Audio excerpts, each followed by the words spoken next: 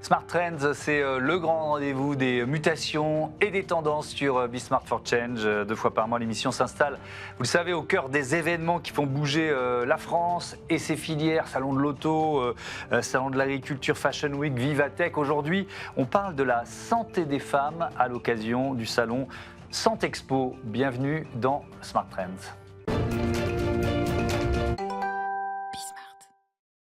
On parle de la santé des femmes dans ce Smart Trends à l'occasion du salon Santexpo Paris qui se tient dans quelques jours, 19 au 21 mai, organisé par la Fédération hospitalière de France. Il réunit chaque année plus de 30 000 professionnels à Paris, porte de Versailles. Je vous présente tout de suite mes invités. Delphine Moulu, bonjour. Bienvenue, vous êtes directrice nationale de Femtech ou Femtech France. Nour Akiki-Beladi, bonjour et bienvenue. Bonjour. Vous êt la cofondatrice de Dahlia Care.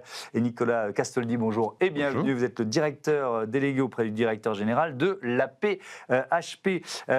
Femtech, je ne sais pas comment vous prononcez. Femtech, créé en 2022, si je ne me trompe. Oui, on va commencer par une petite question de présentation. Avec quelle ambition, c'est quoi Femtech? Alors Femtech France, c'est le nom de notre organisation. Et le but, c'est de développer ce secteur de l'innovation en santé des femmes en France. Donc on est vraiment sur une filière économique. Et nous, ce qu'on fait, c'est qu'on accompagne des entrepreneurs. On en a aujourd'hui plus de 110 qui sont membres de notre organisation, de notre collectif.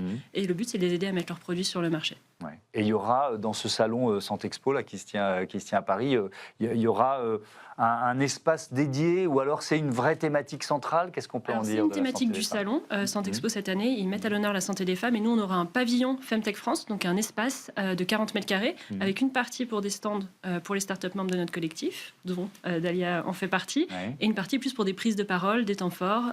Et on aura aussi des prises de parole sur scène pour dévoiler notre baromètre annuel de la Femtech en France. On reviendra sur les prises de parole et sur peut-être quelques tabous qu'il faut encore lever. Je veux bien que vous nous présentiez Dahlia Care en quelques mots. Oui, donc on a créé une start-up qui s'appelle Dahlia, sur laquelle on développe des produits qui utilisent le phénotypage digital. Allons, vous allez m'expliquer, ça tombe bien. C'est un mot un peu compliqué pour dire qu'on va collecter des données physiologiques qui vont venir d'objets connectés. Donc là, par exemple, je porte une Fitbit et une Garmin.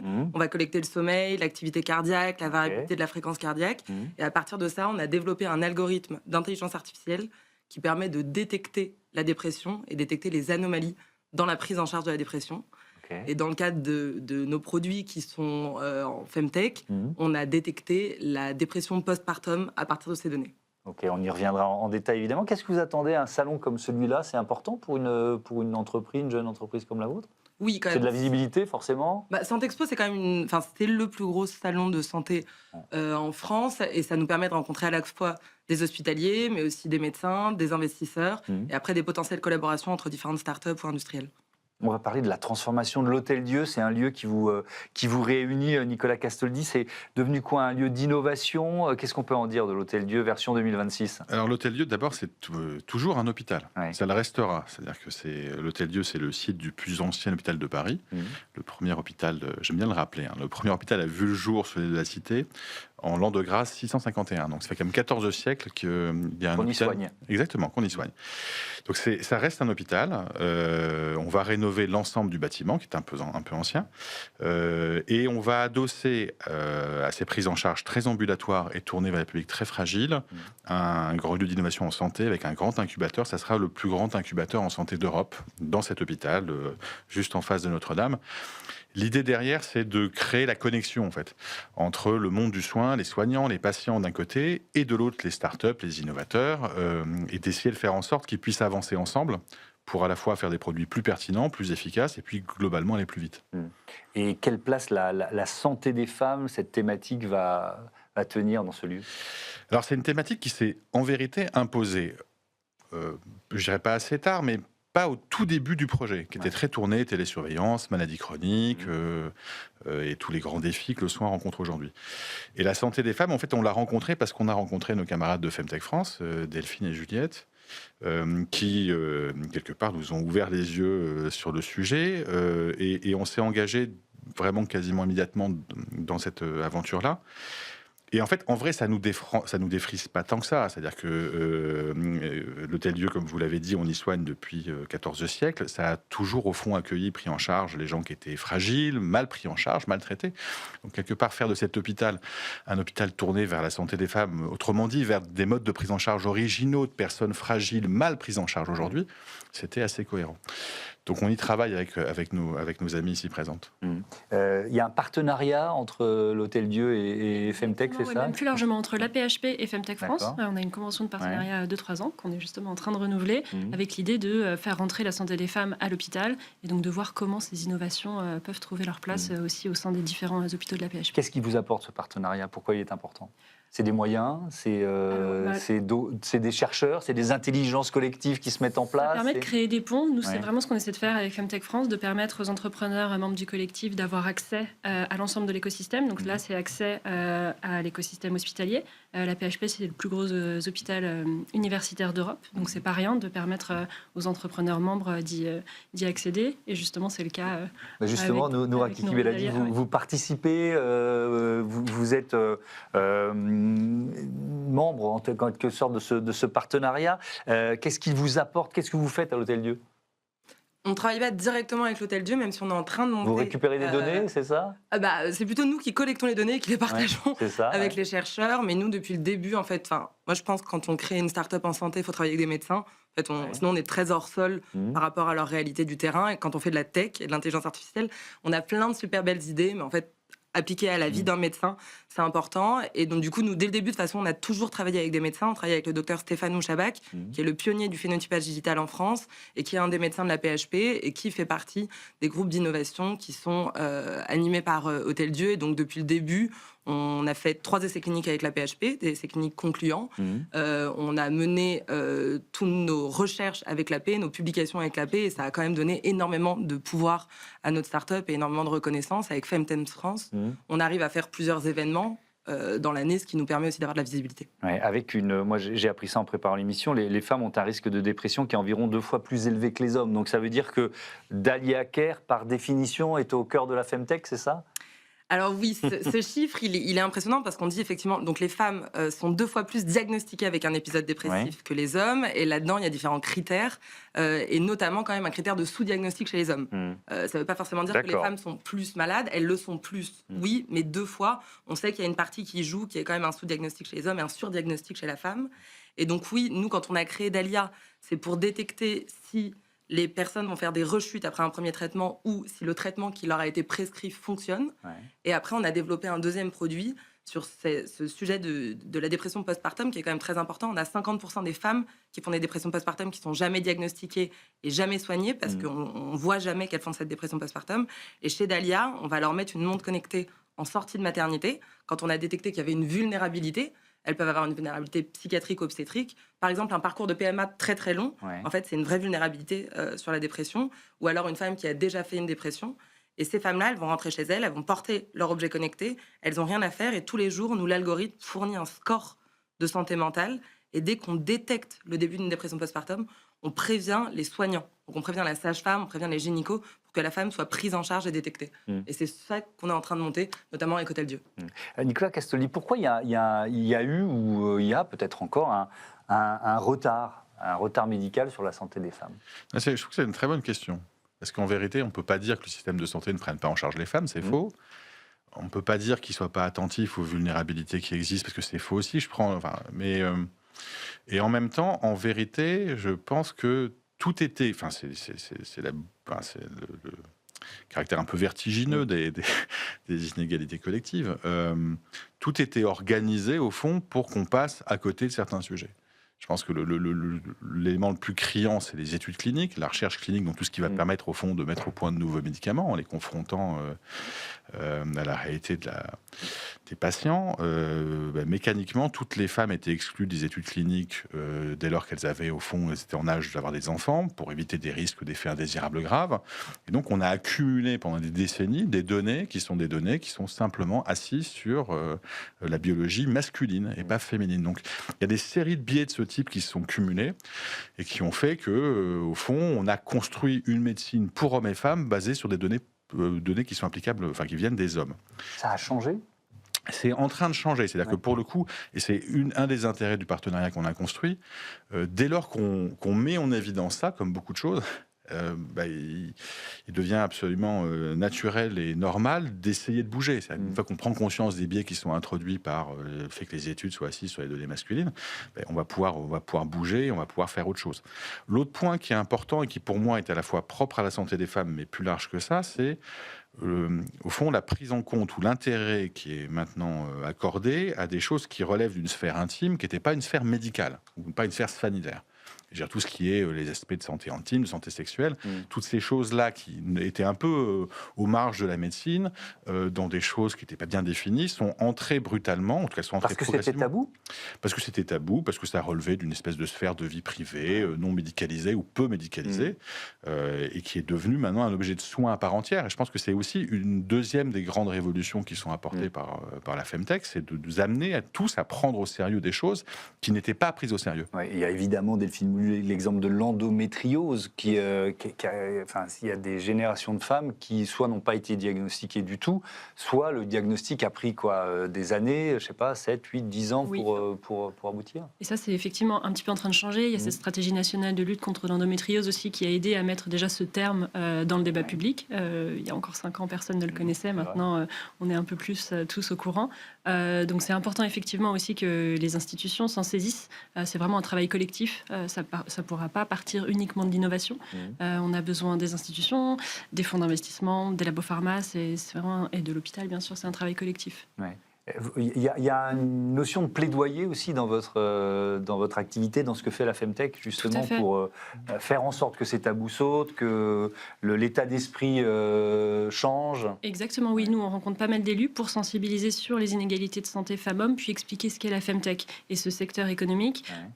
Et on essaie d'expliquer aussi pourquoi on est convaincu que c'est un des moyens les plus rapides de réduire les inégalités de santé femmes-hommes. Et donc, on a besoin de leur soutien pour y arriver. Parce que ça coûte cher à la société.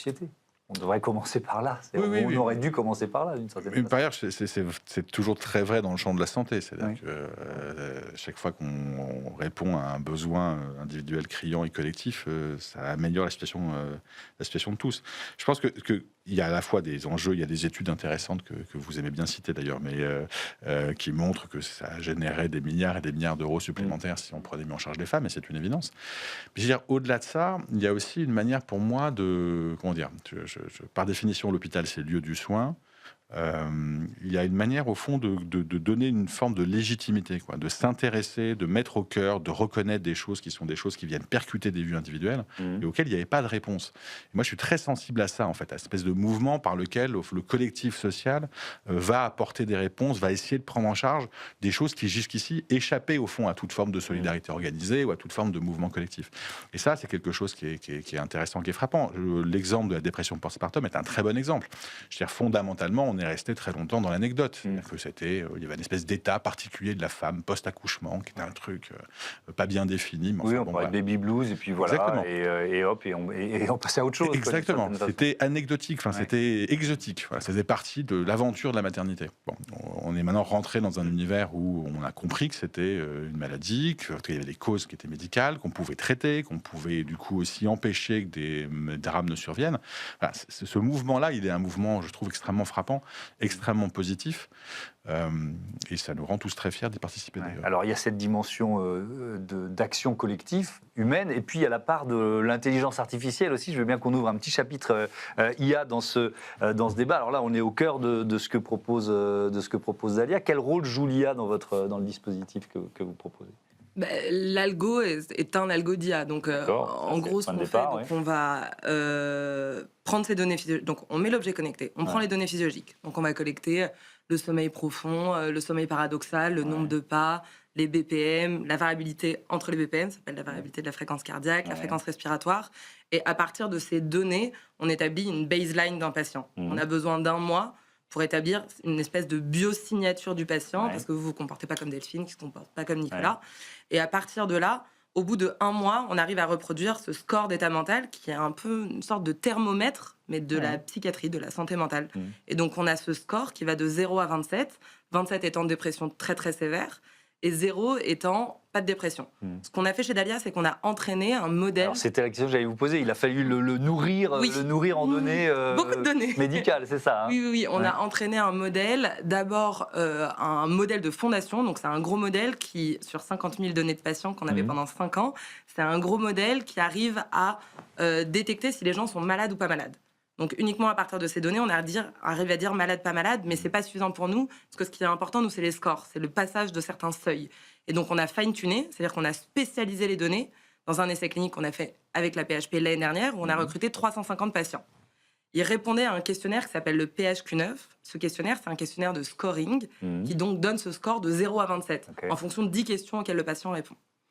Et donc, nous, nos patients, pendant 6 mois, ont répondu à ce questionnaire, ils portaient la montre connectée, et donc là, on a spécialisé l'algorithme pour réussir à reproduire exactement ce score. Et donc, à la fin, on a besoin, la dernière étape de l'algo, c'est ce 1 mois où le patient répond à 4 questionnaires, un questionnaire par semaine pendant 1 mois, pour refine-tuner et personnaliser sur le patient. Et donc, c'est comme ça que fonctionne l'algorithme. Ok, passionnant. Avec des médecins qui, derrière, vont être plus précis dans le suivi des patients en question ou des patientes en question? Oui, donc nous, en fait, on a un système qui s'appelle la télésurveillance. C'est une loi qui est passée en 2023 qui permet de rembourser les solutions qui font la télésurveillance. Donc nous, le patient porte sa montre, il a son application, et lui, le médecin, a accès à un dashboard dans lequel il va recevoir des alertes. Et donc, il va recevoir des alertes qui vont dire attention, en fait, là, ton patient, il a une décompensation, il a fait plus de 5 points en une semaine, il a eu une insomnie. Ça permet au médecin d'être plus précis à la fois dans son diagnostic, mais plus précis aussi dans la prescription des antidépresseurs et des anxiolytiques. Alors, l'IA, c'est certainement l'un des secteurs où la santé, c'est certainement l'un des secteurs où on se dit, bon, chouette, l'IA nous fait progresser et il faudrait peut-être y mettre l'essentiel des moyens et de l'argent qu'on est en train de dépenser par ailleurs. Bon, ça, c'est autre chose. À quel point ça accélère des solutions proposées par les entreprises de la Femtech, l'IA aujourd'hui? Elle est présente systématiquement? Alors pas systématiquement, mais de plus en plus. C'est difficile aujourd'hui. C'est rare de voir une innovation qui se crée sans l'IA. Donc elle a une place importante. Et en général, elle se positionne toujours comme compagnon du professionnel de santé. C'est toujours la question qu'on se pose, c'est quelle part le médecin va garder? Non, pas du tout. C'est plus pour aider au diagnostic notamment. Ça va être, on parlait de l'endométriose, ça peut être une IA qui aide sur une échographie ou sur une IRM à détecter des lésions d'endométriose, mais c'est toujours le médecin qui pose le diagnostic derrière, donc ça vient vraiment en support. Mais alors là, on parle de santé des femmes. Est-ce qu'une IA va forcément avoir moins de biais médicaux qu'un médecin humain? Ah bah non, parce que elle est entraînée sur des données. Elle a été entraînée sur des données qui sont des données anciennes. Quoi. Oui, donc ça c'est tout le problème. Donc on a des startups qui commencent à s'intéresser justement et à créer un peu leur propre IA en santé des femmes et à bien les nourrir avec les bonnes données. Mais effectivement, ces biais dans les données sont un vrai problème aujourd'hui et il faut bien le prendre en compte. Ouais, avec une question qui est une question existentielle pour les médecins, leur place dans le système de santé dès aujourd'hui et peut-être dans 5 ou 10 ans. C'est une très bonne question et je trouve que sur ce sujet comme sur d'autres, d'ailleurs, on oscille en permanence entre deux positions. La peur pour certains de voir se dissoudre des expertises médicales ou humaines, de l'autre le sentiment qu'à la fin des fins, il faudra toujours un médecin. Bon, c'est une question qui est encore totalement ouverte. On a fait la semaine dernière à Normal Sup une matinée complète sur le sujet avec le comité consultatif national d'éthique et qui était, je trouve, intéressante parce qu'elle montrait 2 choses. La première, c'est que fondamentalement, les médecins étaient à l'aise avec l'idée d'intégrer un nouvel outil. La médecine, ça fait 200 ans que ça intègre de partout de nouvelles technologies. Les radiologues aiment à rappeler qu'il y a 40 ans, ils avaient le rayon X, puis un jour, ils sont arrivés l'IRM, le scanner, et ma foi, ils ont survécu. Alors, c'est peut-être un peu trop confiant, mais pour autant, c'est pas faux. Donc, il y avait, au fond, une espèce de confiance médicale disant, à la fin des fins, les outils sont hyper utiles, mais le sujet de la contextualisation, c'est-à-dire au fond, qu'est-ce que je retiens comme information sur mon patient, qu'est-ce que je vois dans mon patient et qu'est-ce que je fais après, au fond, tout ce qui va apparaître d'ancré dans une réalité auprès d'un patient déterminé, un jugement, ça disparaîtra pas. Ça, c'était une chose.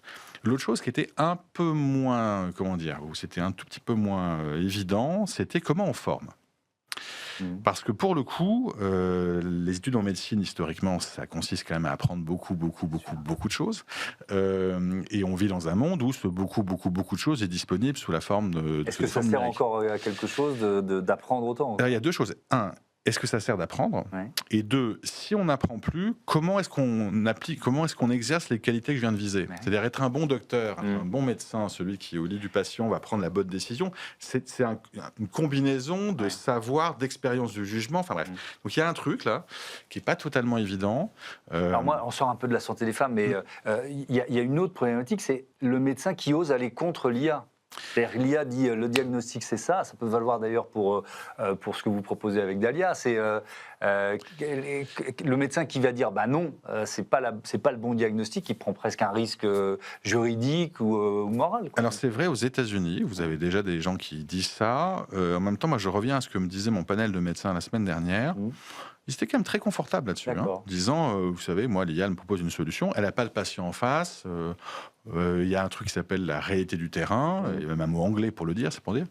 Voilà, donc, et au fond, fondamentalement, être capable de m'écarter de la proposition qui est apportée par l'outil, c'est pas un sujet. Et notamment, une radiologue prenait un exemple, disant, moi, mon lecteur de fracture, celui qui me dit cassé, pas cassé, il me dit qu'il y a une fracture, je la vois pas. Je demande des examens complémentaires, je regarde, enfin bref, j'approfondis, et puis si à la fin des fins je m'écarte, et si je suis, mais c'est pas du tout une espèce de soumission mécanique, quoi. Il n'y a pas un côté, la boîte, le voyant rouge s'allume, à fracture, et monsieur, salle suivante, quoi. Ok, allez, on revient à la santé des femmes. Pour parler un peu de business, il nous reste 7 minutes dans ce débat, Delphine Moulou. Est-ce qu'il y a de plus en plus d'investisseurs, ou est-ce que là aussi, il faut faire ce travail de plaidoyer, de conviction dont vous parliez tout à l'heure ? Non, là, enfin, on voit vraiment que ça se développe en France. On a passé un cap, ce secteur de la Femtech. Il était au début assez balbutiant, émergent. Maintenant, on a des entreprises qui atteignent la rentabilité. On en a qui font des très beaux tours de table lorsqu'elles lèvent des fonds. On en a qui commencent à être remboursés aussi par l'assurance maladie. Donc, c'est un écosystème qui mûrit. Et c'est aussi un écosystème qui résiste dans le contexte politique et économique qu'on connaît. Donc c'est quand même des signaux assez positifs. C'est un peu plus dur de lever des fonds d'une manière générale en ce moment.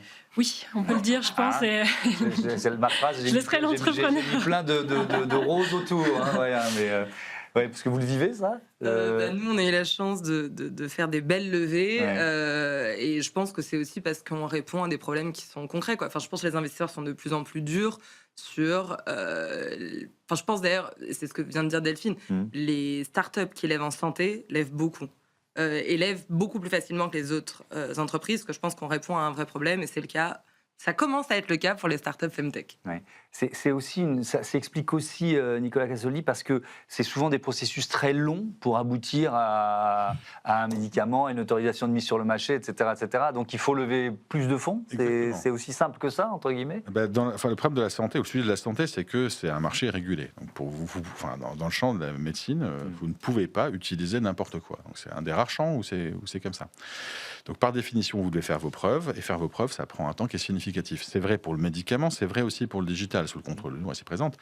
C'est un chemin qui est un chemin long, un chemin dans lequel il faut faire des études cliniques, il faut démontrer la performance ou la pertinence de la solution. Donc voilà, c'est des horizons de temps qui sont extrêmement longs, et puis une fois que vous avez démontré la qualité de ce que vous faites, il reste une question qui est est-ce qu'il y a des clients ? Qui sont ces clients et qui payent pour eux ?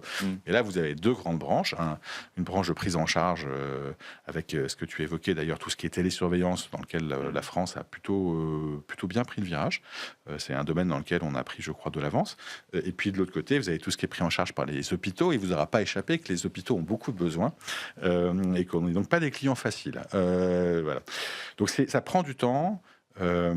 Et ça pose une question, un sujet qui est effectivement notre capacité à lever collectivement, à trouver les investissements. Là-dessus, si je peux me permettre, je partage évidemment votre confiance, en tout cas votre enthousiasme, mais je pense qu'on a quand même collectivement un sujet. C'est-à-dire qu'aujourd'hui, on est un pays qui au sein duquel émergent de très belles innovations. Le défi pour ces innovations, c'est de grandir en restant française. Et c'est-à-dire que les investisseurs, ils sont souvent étrangers. En tout cas, certains investisseurs sont étrangers. Trouver du capital n'est pas si facile. Par ailleurs, accéder au marché n'est pas si facile. Et c'est pas les mêmes tours de table. C'est-à-dire lever en France, on va lever si on veut faire une levée de... Par exemple, la levée qui est juste essai clinique à marque HCE, donc autorisation sur le marché, ça va être une levée autour de, 4-5 millions. Aux US, ils vont donner 20-25 millions. Enfin, ça, ce qui fait qu'on a quand même beaucoup plus de pouvoir. Et donc, il y a effectivement beaucoup de startups qui vont aller aux US. Et de toute façon, sur chacun des tours de table, donc chaque moment où on va lever des fonds, première question des invests, c'est quand est-ce que vous allez aux US? Et c'est une réponse difficile. Nous, avec mon associé, on dit, en fait, nous, on veut déjà développer en France et faire un truc bien en France. Et potentiellement, notre marché est plutôt européen. Et c'est difficile à accepter pour les fonds. Et alors, double question, Delphine Moulu, le potentiel mondial de ce marché de la Femtech, c'est quoi? Et où se situe la France? Est-ce qu'on est plutôt bien placé, plutôt en retard? Le potentiel mondial, il est énorme. Et la France se situe vraiment très bien. C'est le leader aujourd'hui en Europe. On est le pays qui a le plus de startups Femtech en Europe. Et on est aussi le seul pays de l'Union européenne qui a un fonds d'investissement dédié à la santé des femmes, qui a été lancé par la région Île-de-France l'année dernière. Donc, c'est pas rien. En revanche, on va pas garder ce leadership en ne faisant rien. Donc, il faut continuer à y travailler. Et donc, que l'ensemble de l'écosystème se mobilise. Effectivement, on parlait des fonds, et il y a un vrai enjeu de souveraineté aujourd'hui. Les startups Femtech françaises sont beaucoup financées par des fonds étrangers, et c'est ce qu'on va mettre en lumière dans le baromètre qu'on publiera à Santexpo. Et donc ça, il faut faire attention, parce qu'un fonds américain qui finance une startup Femtech française, a priori, l'innovation ensuite va aller au UK puis aux US. Donc il faut être assez vigilant et que la France garde cette place et se positionne. Il y a des exemples passés d'entreprises qui effectivement sont devenues américaines d'une certaine façon alors qu'elles étaient nées en France, dans votre secteur? On a l'exemple de Sonyo qui s'est fait racheter par Samsung, donc qui est un acteur pour le coup plutôt qui est japonais, mais toute l'équipe a été démobilisée aux États-Unis. Maintenant le siège est aux États-Unis, donc. Cardiologue aussi, qui a été racheté par Philips. C'est quand même les deux plus gros rachats en santé. Et donc là, ça dépend de qui? Ça dépend des pouvoirs publics, ça dépend effectivement des acteurs économiques qui peuvent se consolider, s'agglomérer pour apporter une réponse? Je pense que la question de l'échelle est une question qui se pose. C'est-à-dire qu'on sait tous que le marché européen a potentiel pour être un marché leader à l'échelle mondiale. Il est fragmenté aujourd'hui et au sein de ces marchés, les acteurs sont fragmentés. Une des raisons pour lesquelles on essaie de travailler tous ensemble, c'est essayer comme ça de faire monter en puissance un écosystème. Et c'est pas juste le plaisir de travailler ensemble, même s'il est réel, c'est que globalement, on puisse essayer de dérisquer les investissements et d'amener les investisseurs à venir. Le fait que Dalia et Nour aient travaillé depuis le début avec des médecins reconnus et de premier plan comme Stéphane Mouchabak ou d'autres, le fait qu'on ait cette relation-là, le fait qu'on embarque aussi la dimension Femtech, c'est une manière comme une autre de contribuer au fond à dérisquer les paris, à dire que l'avenir est là, que les technos sont là, qu'elles sont validées, qu'elles sont pertinentes, que quelque part elles sont presque natives sur le plan hospitalier, et d'essayer de forcer le mouvement en fait. Dernière question, il nous reste moins une minute. Vos concurrents, ils sont plutôt américains, ils sont plutôt chinois. Je disais que les Chinois déposent de plus en plus de brevets scientifiques et ils sont de loin leaders aujourd'hui. On en a autant en France qu'aux US qu'en Asie. À ce stade, et encore plus en psychiatrie, c'est vraiment le terrain qui est très peu connu. Et donc, il y a effectivement beaucoup de recherches en ce moment sur la psychiatrie. Je dirais qu'il y en a autant en France qu'aux US. Mais le marché aux US est plus ouvert. Eh ben merci, on va terminer là-dessus. Merci beaucoup à toutes et à tous d'avoir participé à ce Smart Trend. Je vous dis à bientôt sur Be Smart for Change. Et merci à vous de votre fidélité. À très vite sur notre antenne. Salut.